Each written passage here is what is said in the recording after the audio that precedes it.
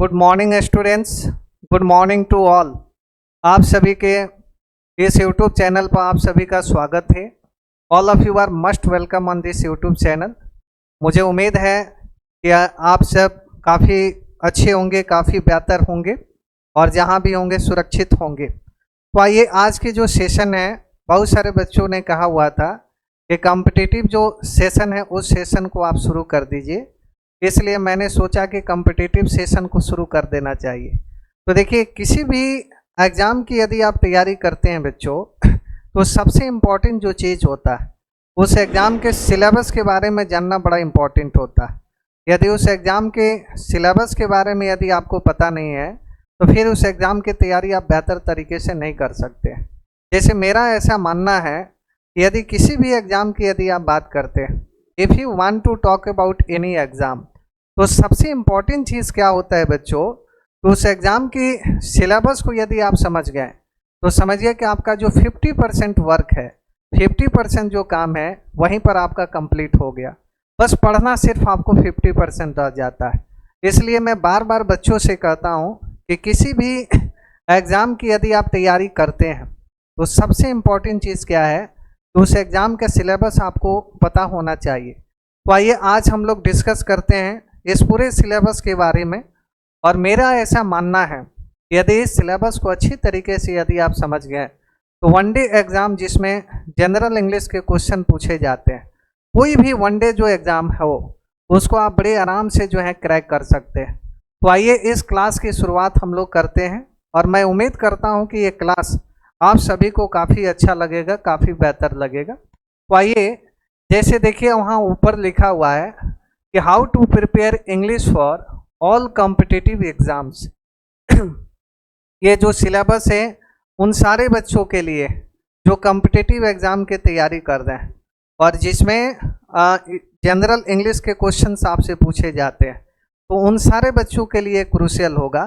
तो देखिए, यहाँ मैं सीजीएल की बात मैं कर रहा हूँ और मैं सीजीएल की बात इसलिए मैं कर रहा हूँ कि यदि इस एग्ज़ाम की तैयारी अगर बेहतर तरीके से कर लेते हैं तो मैं उम्मीद करता हूँ कि हर एग्ज़ाम में आप अच्छी तरीके से परफॉर्म कर सकते हैं। तो आइए हम लोग शुरू करते हैं।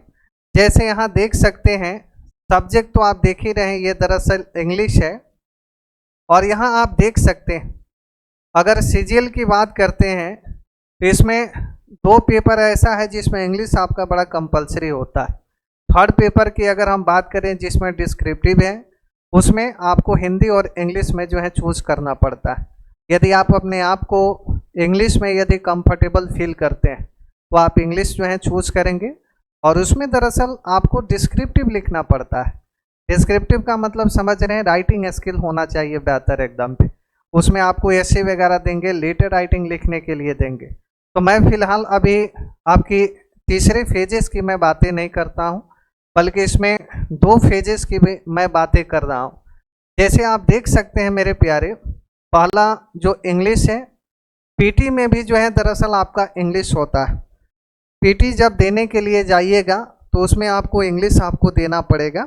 इंग्लिश का 50 मार्क्स के जो है आपके एग्ज़ाम होते हैं, लेकिन उसमें जो क्वेश्चन पूछे जाते हैं आप देख लीजिए, 25 क्वेश्चन जो है आपसे पूछे जाएंगे और 1 जो क्वेश्चन होगा वह 2 मार्क्स के जो है आपके क्वेश्चंस होंगे। तो इस प्रकार से आपके कितने नंबर के क्वेश्चंस बने, तो दरअसल आपके 50 मार्क्स के जो है क्वेश्चन पूछे जाते हैं। और इसमें ड्यूरेशन की अगर हम बात करते हैं, इसमें समय आपको कितना मिलेगा, तो दरअसल इसमें आपको 60 मिनट का समय दिया जाता है and you have to solve all the question within 16 minutes. और आपको 60 मिनट के अंदर में क्या करना है कि जितने भी प्रश्न हैं, जितने भी क्वेश्चंस हैं, उन सारे क्वेश्चंस को क्या करना है, आपको सॉल्व करना है। लेकिन एक बात आप हमेशा याद रखें, यह वही एग्ज़ाम है बच्चों जिसमें नेगेटिव मार्किंग भी होता है। तो अगर हम पीटी की बात अगर करते हैं तो उसमें 0.50 जो नेगेटिव मार्किंग, मतलब वहाँ ये आपका नेगेटिव मार्किंग रखा गया है। मतलब आपके क्वेश्चंस यदि गलत होते हैं तो उसमें इतने जो है नेगेटिव मार्किंग जो है आपके इस हिसाब से जो है आपके कट जाएंगे। यहाँ देखिए, सेकंड पेपर की अगर हम बात करें, जिसे दरअसल हम लोग मेंस पेपर के नाम से जानते हैं, पहले से जो सिलेबस है वो आपका उसमें चेंजिंग किया हुआ है। पहले उसमें 200 मार्क्स के इंग्लिश पूछते थे, 100 क्वेश्चंस रहते थे, 200 क्वेश्चंस रहते थे, 1 क्वेश्चन जो है आपके 1 मार्क्स के होते थे। लेकिन अभी क्या कर दिया उसने, सिलेबस को पूरी तरीके से क्या कर दिया, बदल के रख दिया।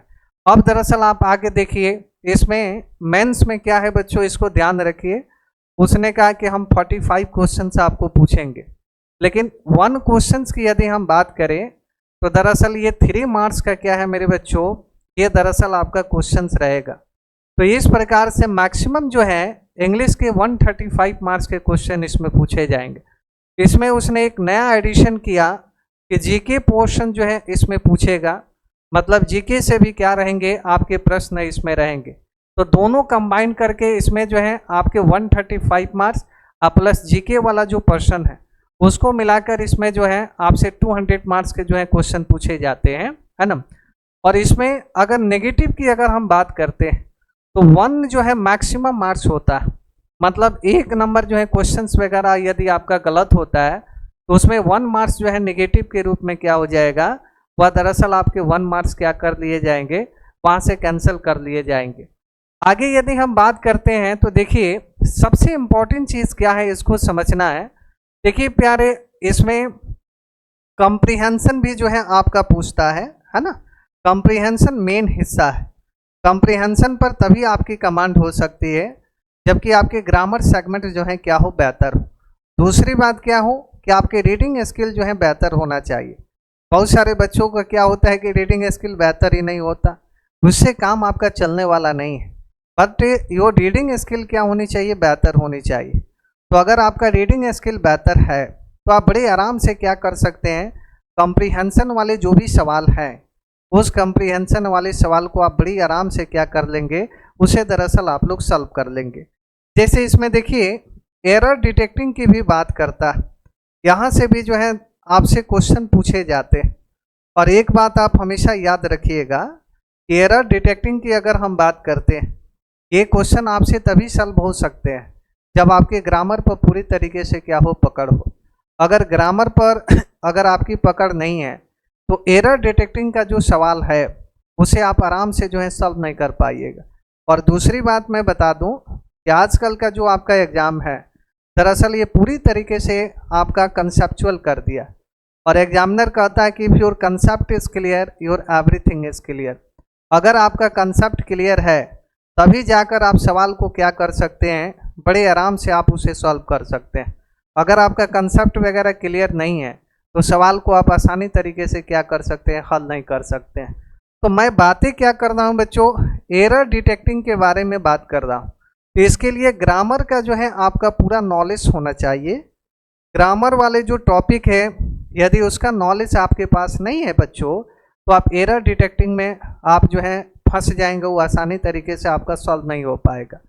आगे यदि हम बातें करें फिल इन द ब्लैंक्स की अगर बात करते हैं, इसमें भी जो है आपका ग्रामर सेगमेंट का जो है बड़ा इम्पोर्टेंट रोल होता है। अगर ग्रामर आपको यदि पता है तो आप बड़े आराम से क्या कर सकते हैं, इन सारे सेगमेंट को आसानी तरीके से आप कंप्लीट कर सकते हैं। फिल इन द ब्लैंक्स में आपके ऑप्शन वाइज इसमें क्वेश्चन पूछे जाते हैं, तो उसके लिए क्या करना होगा, ग्रामर का नॉलेज आपके पास होना बड़ा इंपॉर्टेंट है प्यारे।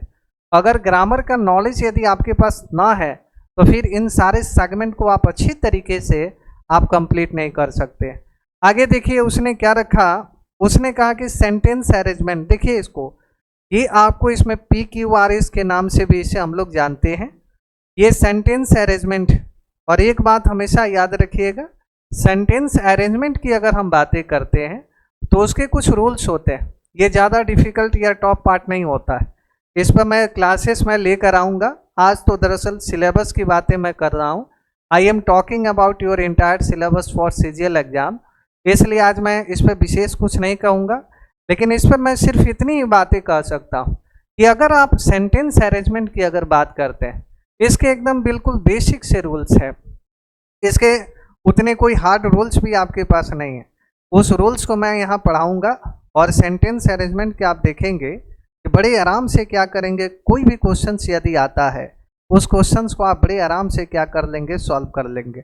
इसलिए इससे ज़्यादा परेशान होने की कोई आवश्यकता नहीं है। अगले सेगमेंट की यदि हम बात करते हैं, यहाँ आप देख सकते हैं कि रीडिंग कॉम्प्रीहेंशन है। देखिए ये वाला जो हिस्सा है रीडिंग कॉम्प्रिहेंशन, ये बड़ा ही इम्पोर्टेंट हिस्सा है, इसको आप हमेशा ध्यान में रखें, ताकि रीडिंग कॉम्प्रिहेंशन से भी आपसे सवाल पूछे जाते हैं और रीडिंग कॉम्प्रिहेंशन पर पकड़ आपकी बेहतर होनी चाहिए। अगर पकड़ बेहतर नहीं है तो आप उस पर आधारित जो भी सवाल आपसे पूछे जाते हैं ना, तो उस सवाल को आप क्या कर सकते हैं, उसे आप अच्छी तरीके से सॉल्व नहीं कर सकते हैं। तो उसके लिए कॉम्प्रिहेंशन पर आपको अच्छी तरीके से पकड़ होनी चाहिए। अगर कॉम्प्रिहेंशन पर यदि अच्छी तरीके से यदि आपकी पकड़ है तो आप समझ जाइए मेरे प्यारे, आप बड़े आराम से रीडिंग कॉम्प्रिहेंशन के जो क्वेश्चंस हैं उन सारे क्वेश्चंस को आप क्या कर सकते हैं, आप बड़े आराम से क्या करेंगे, सॉल्व कर सकते हैं। तो ये सारी सेगमेंट मैं आप लोग को पढ़ाऊंगा। क्लोज टेस्ट की यदि हम बातें करते हैं, ये भी बड़ा इम्पोर्टेंट सेगमेंट है। ये जब क्लासेस वगैरह मैं जब शुरू कर ही दिया हूँ तो इस हर एक टॉपिक का मैं सेगमेंट लेकर मैं यहाँ पर आऊँगा और हर एक टॉपिक के बारे में मैं क्या करूँगा, आप सभी से मैं डिस्कस करूँगा। सिनोनिम्स की अगर बात करते हैं तो ये तो खैर ये आपको याद करने वाली चीज़ें हैं, इसे दरअसल याद करना है, लेकिन मैं रटाफिकेशन जो मेथड है उसके बिल्कुल मैं विपरीत रहता हूँ। मैं आप लोगों से ये नहीं कर रहा हूँ प्यारे कि रटाफिकेशन मेथड का मैं सहारा लूँगा, नहीं। इसको मैं आपको जब मैं पढ़ाऊँगा तो उसमें फिगर वाइज हर चीज़ें मैं आपको बताऊँगा। फिगर के माध्यम से हर चीज़ को मैं बेहतर तरीके से क्या कर दूँगा, इसको मैं क्लियर कर दूँगा। इसलिए इन सारे सेगमेंट के लिए आपको परेशान होने की कोई आवश्यकता नहीं है। एंटोनिम्स की अगर हम बात करते हैं, ये भी जो है याद करने वाला जो है पर्सन है, और यदि हम इसकी बातें करते हैं प्यारे तो ये भी बड़े आराम से हम इसे क्या कर सकते हैं, करेंगे। इसमें ज़्यादा आपको वक्त नहीं लगेगा। मेरी पूरी कोशिश रहेगी कि 2 से 3 क्लास के अंदर में ही इन सारे सेगमेंट को मैं क्या कर दूं, कंप्लीट करा दूं। क्योंकि अभी आप देख रहे हैं कि वर्ड सेक्शन से कितने सारे क्वेश्चन पूछे जा रहे हैं। इसलिए मेरी कोशिश यही रहेगी बच्चों कि जितना जल्द से जल्द हो सके मैं इन सारे टॉपिक को मैं क्लियर करते हुए चलूँगा। यहाँ आप देख रहे हैं कि होमोनिम्स से भी क्या होते हैं, प्रश्न आपसे पूछे जाते हैं प्यारे। होमोनिम्स को भी समझना बड़ा इंपॉर्टेंट है। वन वर्ड सब्स्टिट्यूशन से भी आपसे क्या करेंगे बच्चों, क्वेश्चंस रहेंगे। इडियम और फ्रेजेस से भी रहेंगे और स्पेलिंग टेस्ट से भी जो है आपके एग्जाम में क्वेश्चन पूछे जाते हैं। तो इन सारे टॉपिक को हमें क्या करना है, कंप्लीट करना है, और बड़े आराम से इन सारे टॉपिक को हम क्या कर लेंगे, कंप्लीट कर लेंगे। किसी को कोई दिक्कत होने वाली नहीं है। किसी भी सेगमेंट में किसी बच्चों को कोई समस्या नहीं होगी। जैसे स्पेलिंग टेस्ट की यदि हम बात करते हैं, बड़े आराम से स्पेलिंग टेस्ट वाली जो है हम लोग उस पर क्लासेस में मैं डिस्कस करूंगा। उसके 4 से 5 क्लासेस के बाद आपके स्पेलिंग टेस्ट का जो भी प्रॉब्लम्स है वो सारे प्रॉब्लम्स आपके क्या हो जाएंगे, हमेशा हमेशा के लिए आपके दूर हो जाएंगे। इसलिए ज़्यादा घबराने वाली कोई बातें नहीं है। मैं हर एक कंटेंट्स को बेहतर तरीके से मैं यहाँ पर डिस्कस करूँगा और मेरी पूरी कोशिश रहेगी कि किसी भी बच्चों को किसी भी टॉपिक में किसी भी प्रकार की कोई समस्या ना हो। आइए यहाँ देखिए, ग्रामर जो सेगमेंट है ये भी जो है बड़ा इम्पोर्टेंट सेगमेंट। जैसे सबसे पहले मैं क्लास में डिस्कस करूँगा बेसिक कंसेप्ट के बारे में। बेसिक हालांकि आपको जानना बड़ा ज़रूरी है। किसी भी टॉपिक को यदि आप पढ़ते हैं, यदि उसका बेसिक यदि आपको क्लियर नहीं है तो फिर उस टॉपिक पर आपका पूरी तरीके से कमांड नहीं हो सकता है। इसलिए इम्पॉर्टेंट क्या चीज़ें है बच्चों, इसको दरअसल आपको ध्यान में रखना है। मैं किसी भी टॉपिक को पढ़ाऊँगा, यहाँ पर आप देख रहे हैं ये सारे आपके टॉपिक, तो मैं सबसे पहले क्या करूँगा कि जो बेसिक कंसेप्ट है उस बेसिक कंसेप्ट के बारे में मैं आप लोगों से डिस्कस करूँगा। उसके बाद धीरे धीरे अपने लेवल को हम बढ़ाते हुए चलेंगे और एग्जामिनेशन की जो रिक्वायरमेंट है, एग्जामिनेशन जिस लेवल की रिक्वायरमेंट आपसे कर रहा है उस लेवल पर हम लोग पहुँचेंगे और एक एक क्वेश्चन को चुन चुन के जो है हम लोग आराम से करेंगे। मैं आपको बता देता हूँ, मैं थ्योरेटिकल ग्रामर में विश्वास नहीं करता हूँ। मैं प्रैक्टिकल ग्रामर आपको पढ़ाऊँगा। आप देखेंगे कि पहले क्लास से ही आपको पूरी तरीके से विश्वास हो जाएगा कि ग्रामर पढ़ने का जो अप्रोच, अभी तक जो हम ग्रामर पढ़ते हुए आ रहे थे और अभी जो हम लोग ग्रामर पढ़ रहे हैं, इन दोनों में क्या है, काफ़ी ज़्यादा डिफरेंस है। इसलिए आपको परेशान होने की कोई आवश्यकता नहीं है। एक एक टॉपिक को मैं क्लियर करूँगा। जैसे वर्ब भी आपको जो है इसमें पढ़ना है। अगर हम टेंस की बात करते हैं तो इसे भी पढ़ना है। हालांकि ये दोनों ये मिलते जुलते टॉपिक है एकदम, इससे घबराने वाली कोई बातें नहीं है। इसमें मैं एक एक चीज़ को बेहतर तरीके से मैं डिस्कस करूँगा। जैसे टेंस की अगर हम बात करते हैं, बेहतर तरीके से इसको मैं क्या करूँगा, क्लास में मैं जो डिस्कस करूँगा, कोई भी सेगमेंट आपसे छूट नहीं पाएगा। हर एक सेगमेंट को आप बड़ी आराम से, बड़े प्यार से उसे क्या कर लेंगे, उसे आप लोग कंप्लीट कर लेंगे। जैसे आप देख सकते हैं टाइप्स ऑफ सेंटेंसेस की अगर हम बात करें तो सेंटेंसेस के कितने टाइप्स होते हैं, इसके बारे में भी मैं डिस्कस करूँगा। क्वेश्चन टैग के बारे में क्या करना है, आपको पढ़ना है। कंडीशनल सेंटेंस तो बड़ा इंपॉर्टेंट, पेपर में हर साल जो है आपको क्वेश्चन जो है यहाँ से देखने को मिले। मतलब जो आपका कंडीशनल सेंटेंस है, उस कंडीशनल सेंटेंस से आपसे प्रश्न यहाँ से पूछे जाते हैं। तो एक एक क्वेश्चंस को भी मैं डिस्कस करूँगा, उसका एनालिसिस मैं करूँगा कि किस प्रकार के जो प्रश्न हैं आपके एग्जाम में अभी तक पूछे गए, और उसी पर आधारित हमारा जो कंसेप्ट होगा, उस कंसेप्ट को हम लोग क्या करेंगे, बड़े आराम से क्या करेंगे, डिस्कस हम लोग करेंगे। जैसे अगर हम सिंटेक्स की बातें करें, यहाँ से भी सवाल है। पॉजिटिव वर्ब की अगर बात करते हैं, यहाँ से भी क्या होते हैं, सवाल आपसे दरअसल पूछे जाते हैं। तो हर साल आपके एग्जाम में यहाँ से क्या होते हैं, आपसे सवाल पूछे जाते हैं। मूड की अगर बात करते हैं, यहाँ से भी इन्वर्जन भी पढ़ना है, infinitive.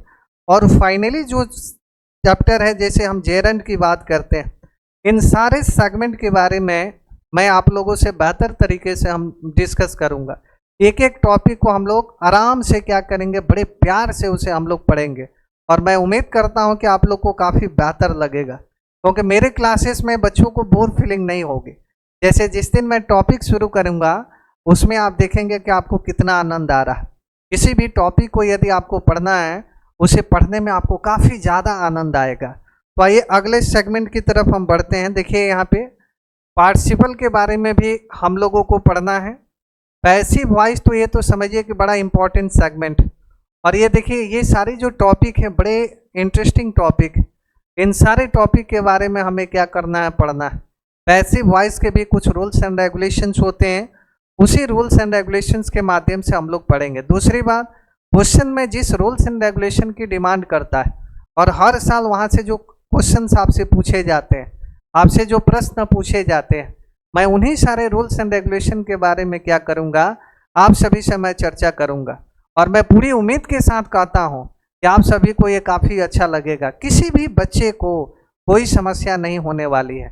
I promise to all, इस बात के लिए मैं आप सभी से वादा करता हूं।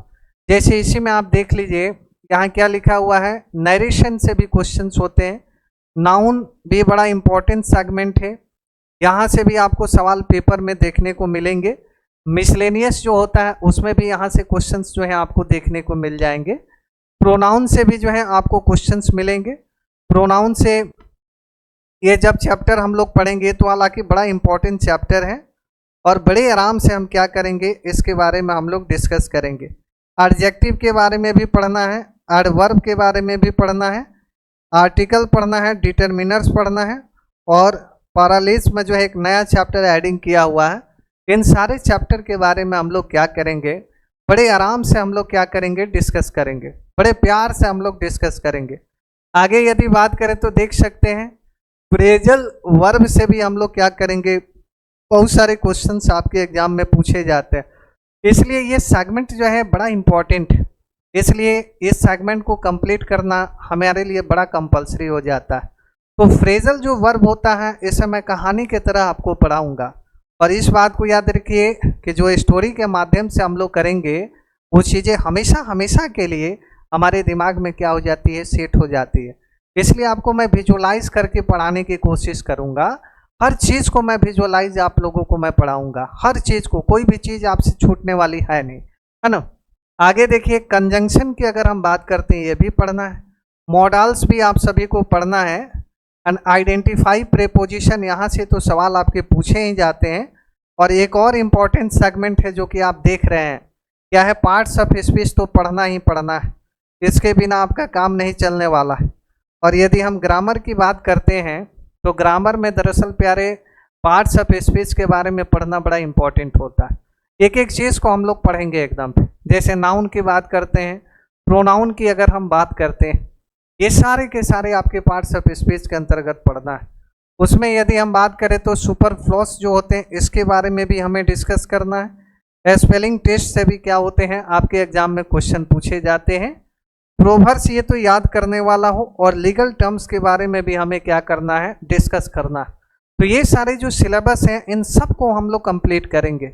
एक एक जो टॉपिक आप देख रहे हैं, इन सारे टॉपिक को मैं बेहतर तरीके से क्या करूँगा, क्लास में मैं डिस्कस करूँगा। कोई भी टॉपिक आपका छूट नहीं पाएगा। यदि कलम और कॉपी यदि आप अपने पास रखे हुए हैं तो एक काम करिए, आप उसे दरअसल नोट कर लीजिए। ये जितने भी सिलेबस हैं इन सब को, या स्क्रीनशॉट भी आप ले सकते हैं, ताकि मैं जब पढ़ाऊँ तो ये कन्फ्यूजन आपके दिमाग में ना रह पाए कि सर जी ने जो है इस टॉपिक को छोड़ा, इस टॉपिक को। मैं छोड़ने वाला काम नहीं करता हूँ, हर एक टॉपिक को मैं बेहतर तरीके से पढ़ाने का मैं काम करता हूँ। और इतना मज़ा आएगा क्लास जब आप लोग करेंगे कि आप लोग वाह वाह करना शुरू कर देंगे।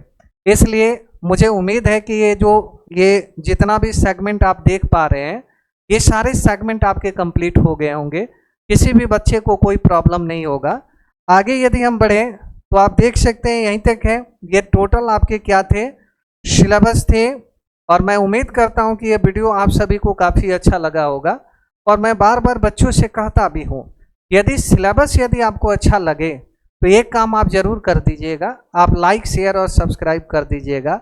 It depends upon your mind setup, ये आपके माइंड सेटअप के ऊपर डिपेंड करता है। यदि आपको अच्छा लगता है तो हम उसे क्या करेंगे, शेयर करेंगे। यदि अच्छा नहीं लगता है तो फिर तो वो आपके ऊपर डिपेंड करता है। And you have to share my video to other person, other students या not, it depends upon your mind setup. What is your mind setup? So I am very very happy today. मैं बहुत खुश हूँ इस class को लेकर, और मैं उम्मीद करता हूँ कि आप सभी को भी ये वीडियो काफ़ी अच्छा लगा होगा। तब तक के लिए धन्यवाद। मैं मिलता हूँ आप सभी से अगले वीडियो में। So thank you very much.